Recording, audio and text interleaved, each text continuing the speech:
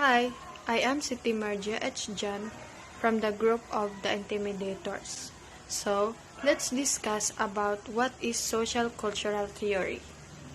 So, according to Vygotsky, social cultural theory of human learning describes learning as a social process and the origination of human intelligence in society or culture.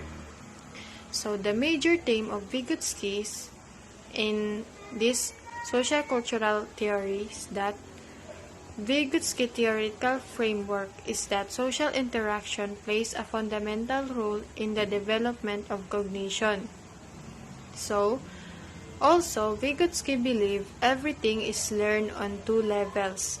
The first one is through interaction with others, and then integrated into the individual's mental structure. So the main idea of this social cultural theory is that the ways people interact with others and the culture they live in shape their mental abilities. Vygotsky also believed that parents, relatives, peers, and society all have an important role in forming higher levels of functioning. Let's discuss about what is ecological theory. Ecological theory produced by Bronfenbrenner.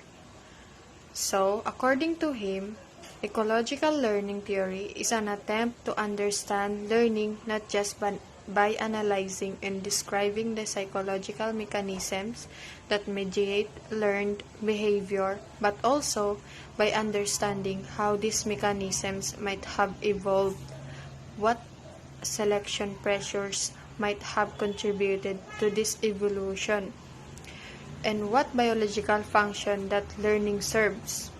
So, the main idea of this ecological theory is that the ecological systems theory holds that we encounter different environments throughout our lifespan that may influence our behavior in varying degrees. These systems include the microsystem, the mesosystem, the exosystem, the microsystems, and the chronosystems. Hello, good day. I'm going to describe each learning principles. First is psychoanalytic and psychosexual theory of Sigmund Freud. Sigmund Freud's psychoanalytic theory of personality argues that human behavior is the result of the interactions among three component parts of the mind: the ID, ego, and superego. Freud's stages are called the stages of psychosexual development. According to Freud, children's pleasure-seeking urges are focused on a different area of the body, called an erogenous zone, at each of the 5 stages of development: oral, anal, phallic, latency, and genital. Cognitive theories.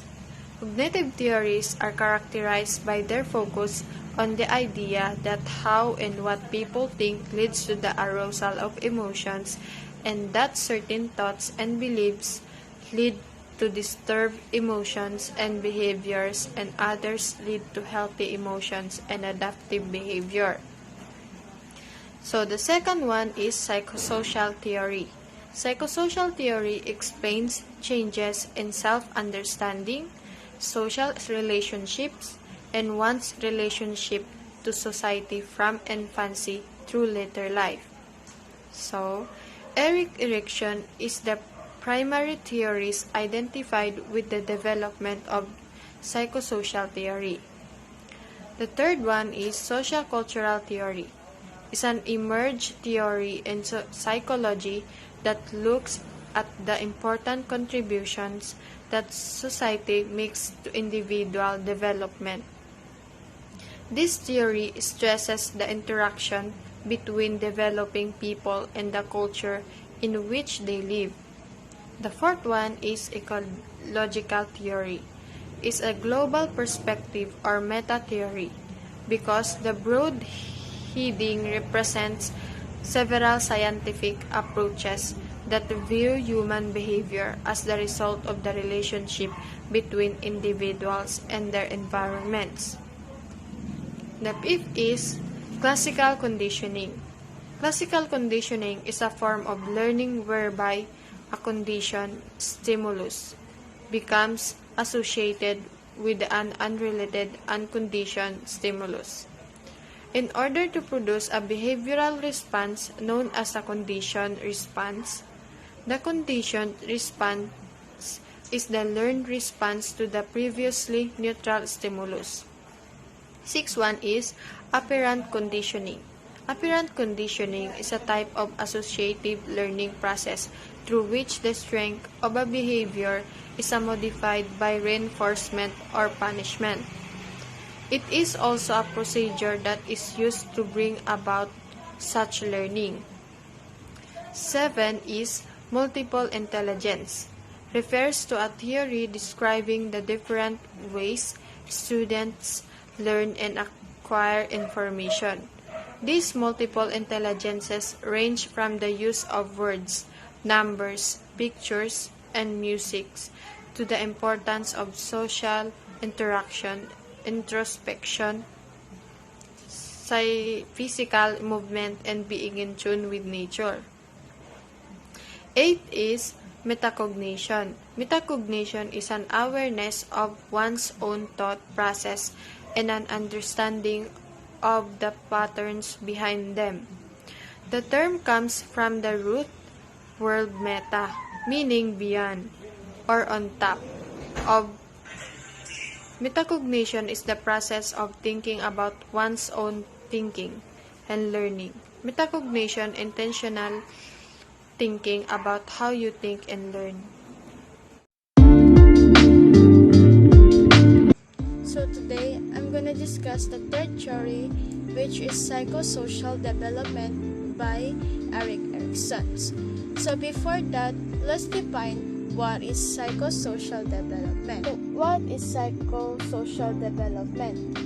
So psychosocial development is just a fancy phrase that refers to how a person, individual needs or psycho mess with the needs or demand of society or social. According to Erikson, a person passes through 8 development stages that build on each other. At each stage, we face a crisis. So now, let's proceed and define what is the 8 stages of psychosocial development. The first stage is infancy, birth to 18 months, basic conflict, trust versus mistrust, important events, feeding, outcome. Children develop a sense of trust when caregivers provide reliability, care, and affection. A lack of this will lead to mistrust.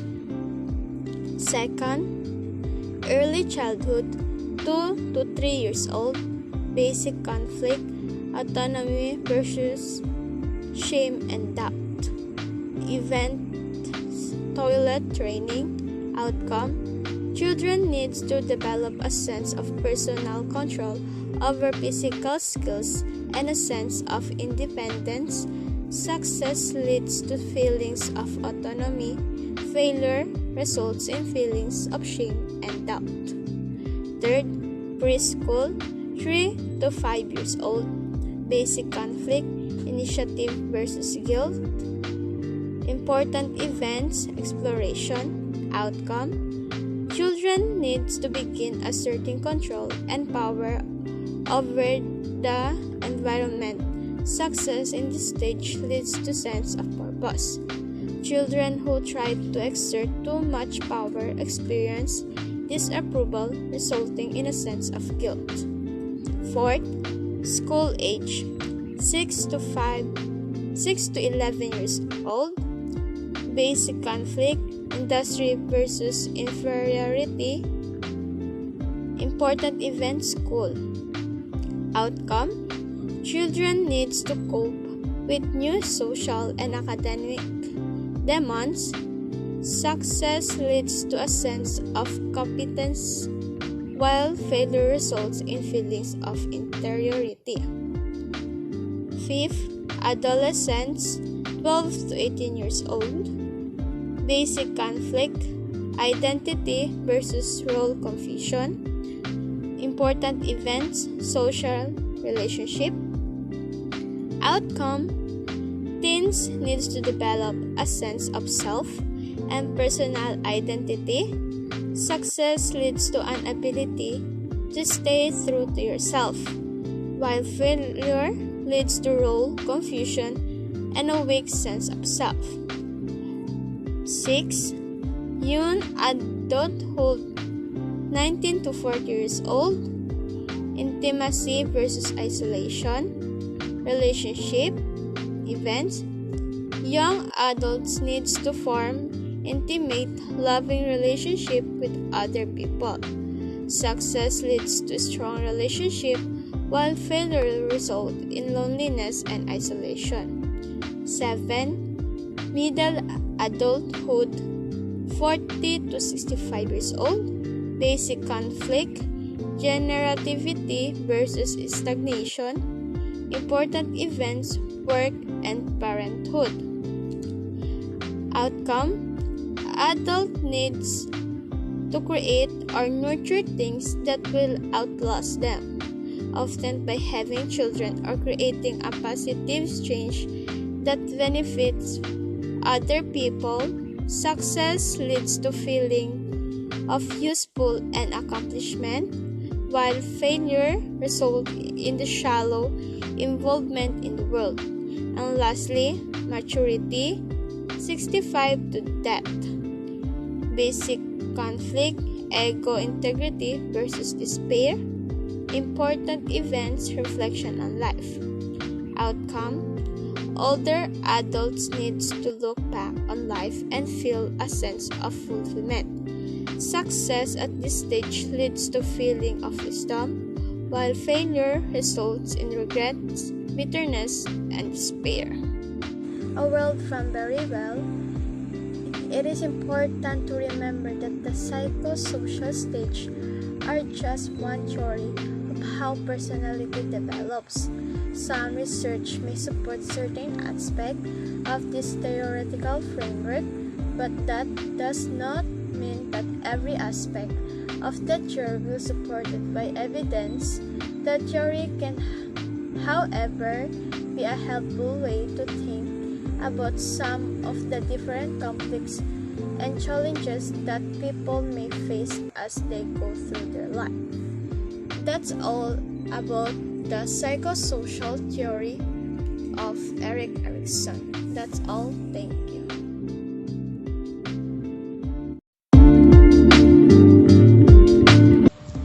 So, good morning, Coach Jude. Good morning to my fellow classmates. So, I'm Patricia De Cabrera from Lieutenant ICT-1D. So, today I will explain the second theory, which is cognitive theory by Jean Piaget. So, before that, J. Kropotanta explained the psychoanalytic theory and psychosexual theory. So, let's define what is cognitive theory by Jean Piaget. So, what is cognitive theory? So, cognitive theories are characterized by their focus on the idea that how and what people think leads to the arousal of emotions, and that certain thoughts and beliefs lead to disturbed emotion and behaviors, and other lead to healthy emotion adapted behavior. So now, let's proceed to the 4 stages of cognitive development. So before that, Jean Piaget's theory of cognitive development suggests that children move through 4 different stages of mental development. His theory focuses not only on understanding how children acquire knowledge, but also on understanding the nature of intelligence. Piaget stages are sensory motor stages, birth to 2 years old. Second, pre-operational stage, ages 2 to 7 years old. Third, concrete operational stages, ages 7 to 11. And lastly, formal operational stage, age 12 and up. Now, let's discuss the first stages of cognitive development. So the first one is the sensory motor stage, ages birth to 2 years old. Major characteristics and development changes. The infant knows the world through their movements and sensations. Children learn about the world through the basic actions such as sucking, grasping, and look. Infants learn that things continue to exist even though they cannot be seen, object for minutes. They are separate being from the people and objects around them. They realize that their action can cause things to happen in the world around them. During this early stage of cognitive development, infants and toddlers acquire knowledge through sensory experiences and manipulating objects. A child enters experience at the earliest period of this stage occurs through basic reflexes, senses, and motor responses. So it is during the sensory motor stage that children go through a period of dramatic growth and learning. As kids interact with their environment, they are continually making new discoveries about how the world works. The cognitive development that occurs during these periods takes place over a relative short period of time and involves a great deal of growth. Children not only learn how to perform physical action such as crawling and walking, they also learn a great deal about language from the people with whom they interact. Piaget also broke this stage down into a number of different substages. It is during the final part of sensory motor stage that early representational thoughts emerge. Now, let's proceed to the second stage of cognitive development. So the second one is the pre-operational stage, ages 2 to 7 years. Major characteristic and developmental changes. Children begins to think symbolically and learn to use words and pictures to represent objects. Children at this stage tend to be egocentric and struggle to see things from the perspective of others. While they are getting better with language and thinking, they still tend to think about things in very concrete terms.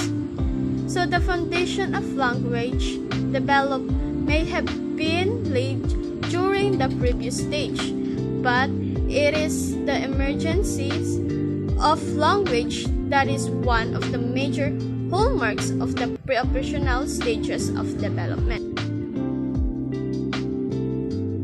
Concrete operational stages, ages 7 to 11 years.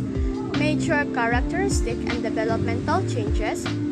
During this stage, children begin to thinking logically about concrete events.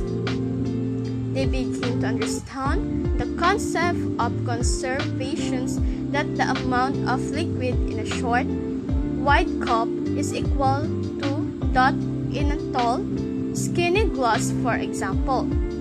Their thinking becomes more logical and organized, but still very concrete.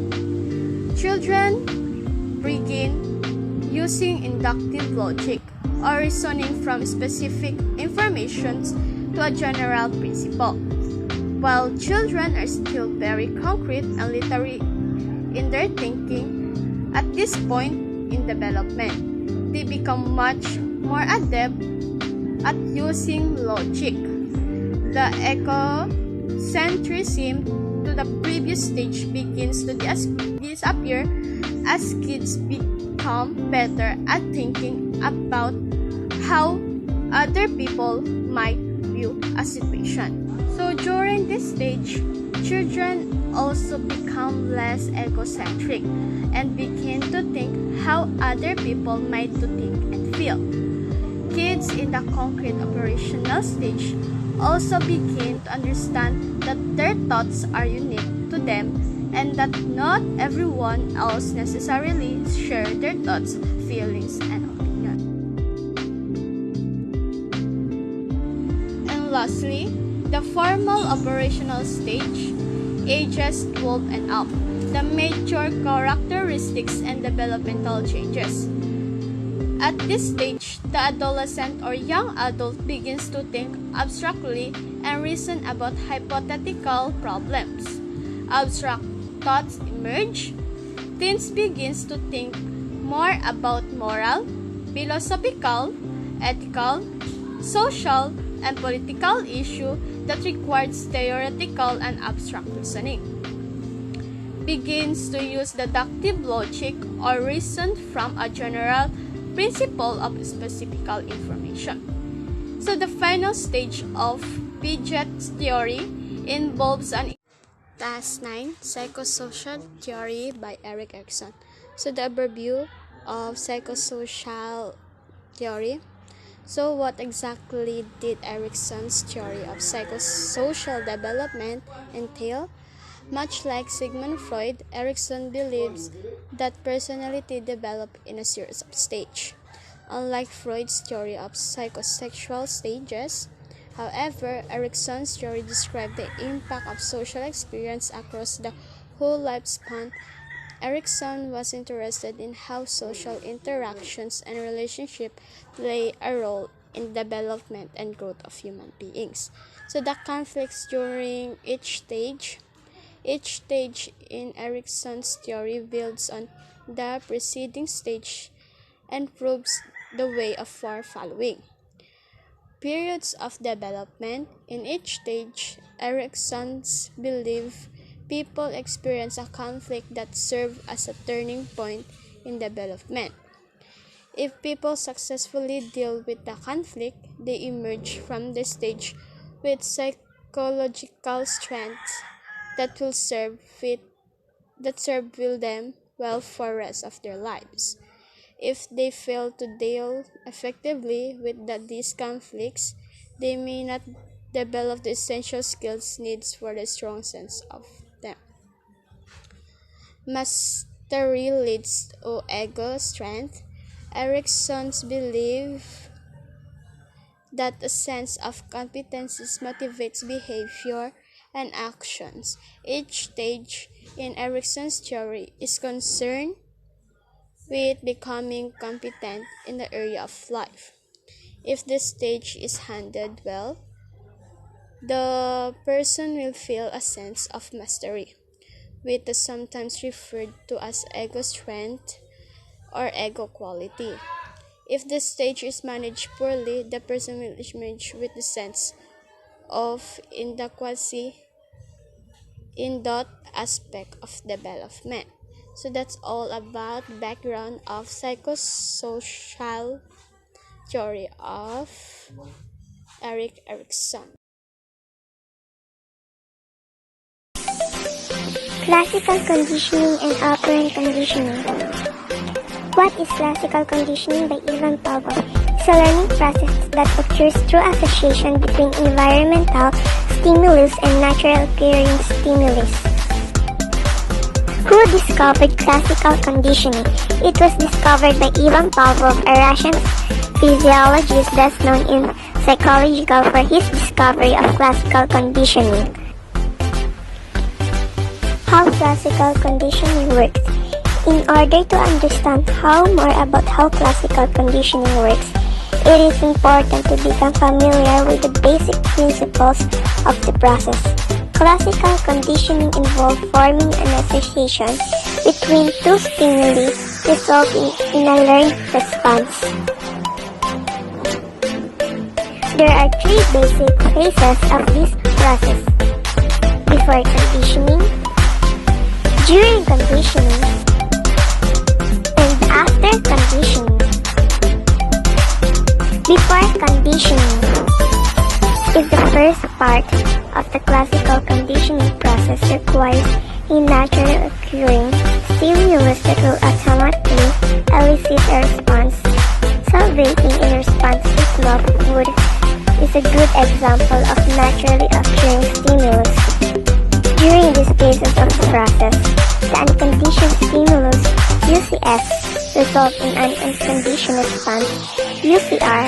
For example, presenting food, the UCS naturally and automatically triggers a salvation response, the UCR. At this point, there is also a neutral stimulus that produces no effect yet. It isn't until this neutral stimulus is paired with the UCS that it will come to evoke a response. In the before conditioning phase, unconditioned stimulus is paired with unconditioned response. A neutral stimulus is then introduced. During conditioning, during the second phase of the classical conditioning process, the previously neutral stimulus is repeatedly paired with the unconditioned stimulus. As a result of this pairing, an association between the previously neutral stimulus and the UCS is formed. At this point, the once neutral stimulus becomes known as the conditioned stimulus CS. The subject has been continued to respond to this stimulus. The conditioned stimulus is previously neutral stimulus that after becoming associated with the unconditioned stimulus, eventually comes to trigger a conditioned response.